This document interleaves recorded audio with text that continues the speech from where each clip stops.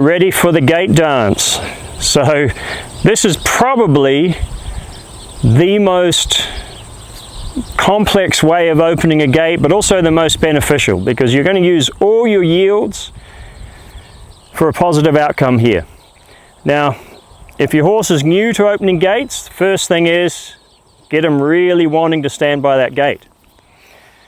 So I would do things like, in this situation, I might trot round this rail, make some transitions, stop, rest by the gate, move on, go the other direction, do a few laps, make some transitions, stop, rest by the gate, to where my horse thought, that gate's a really good thing and I like standing beside it. That'll really help. And then while we're moving them, we'll just take some pauses in between times just to reinforce that. So what I'm going to do is I'm going to start by riding straight up to my gate. So I'm perpendicular to it. We'll break all this down, take a little time here. So I ride up like so, boom. Okay, nose to gate. Now I've got my hinges over here and my latch over there. So I'm going to move the hindquarters around to the hinges. So I get to play with my hindquarter yield, see how good that is. Boom, we're cozy on that gate. Okay, so we rub the gate there, we like the gate. So if this is new to your horse, spend a good amount of time just here, okay? Getting him to where he really loves to be by that gate. And then we need to walk forwards in a controlled manner. Stop here. You love that little deal there. Now we've got a choice.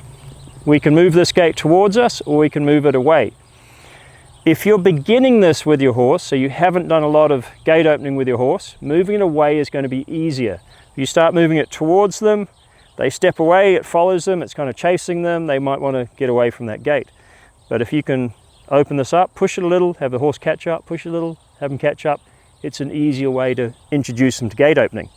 So we're going to do it that way a little bit. So this latch, nice high latch. We need to come back here, my friend, so we get to utilize our backup. So now we're using him like a windscreen wiper. If you can imagine, that end doesn't need to move much. This end, this is the end that needs to move more. So like a windscreen wiper. So I'm going to push the gate a little bit. He's going to follow it. Forehand more than hindquarters. And you can open it quite a bit here. That's more than I need to. But I'd practice opening it more than I need to so I get more yields out of it. Again, we'd pause, spend a bit of time here before moving on. Now, what I want to do here is I want to be able to go around and get to the other side. So basically just change positions on the other side, have his nose over here without taking my hand off the gate is the idea. So we creep forwards and I've got to ask his hindquarter to move over. So I'm going to ask here for his hindquarter to go around, pivot around there. And then we set up here, boom, boom. And this is going to be easier if you use a gate that's in a straight fence, straight rail. You don't have a T here or here. So we're going to pause here a little bit. Yeah, we like you, we like the gate. Now it's a windscreen wiper, but his front end doesn't have to move so much. So it's that hindquarter again. So it's a lateral movement, but more so with the hindquarters. Now with this gate, it's a bit special. It's got a horse latch on it. It's already latched. But we're going to pretend like I need to back up a little bit to latch it. So I know it's difficult because I'm leaning forwards as I do it. Latch it up here. Have them hear it. So whatever sound that latch makes, have them hear it. Don't ride off. Sit up. Mostly when you're opening gates and closing gates, you're going to have to be out of position a little bit. Sit up. Don't ride off. It's very common for a horse to hear that latch drop and the person rides off, rides their horse away, or they sit up in the saddle, ride away. Pretty quick, one or both of those are the cues just to walk off. So I don't want that to happen. I want to be able to sit up here, rub on my gate. We're not going anywhere. Another thing that'll help them not just wander off whenever they want is rather than walking away from the gate, I'm going to back up a couple of steps and then see if I can't turn his forehand past the fence or past the gate.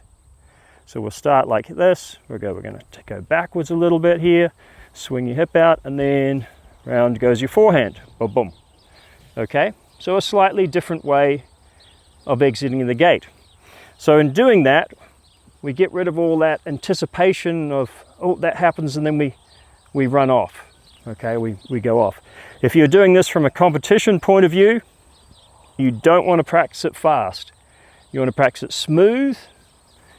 Obviously you drop the pauses after a while, but you want to practice it smooth.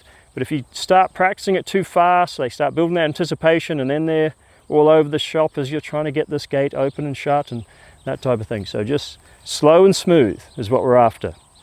And that, folks, is the gate dance.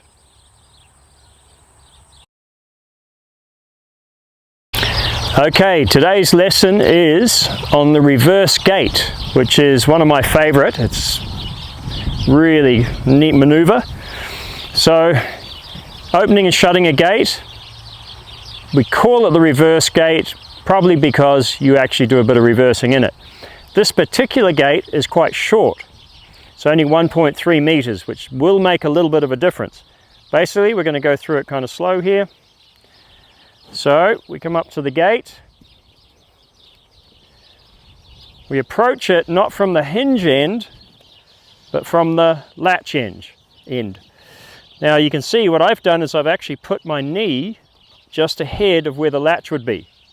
And the reason for that is because it's so short, as I open it, it's actually going to go away from me a lot quicker than a long gate would.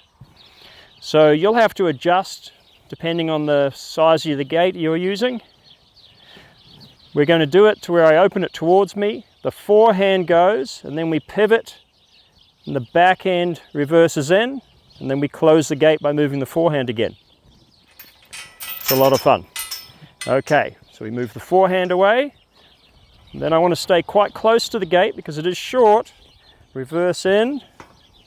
Once I've got room, there goes the front end. Not very well, but there it goes. And we lock it up again.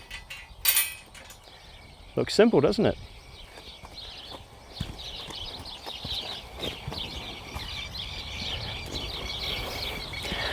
So I'm going to come round. I'll go all the way around there, and I'll do it from the other side. So you get a different angle on it.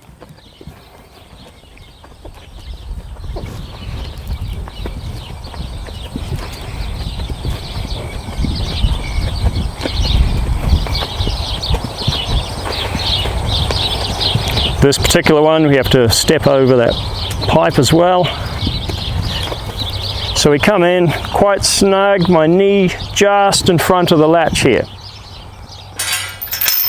We're at this position, want the front end to go, the gate pushes us, back end spins, and I want to get the back end quite close so that we can pop out like that.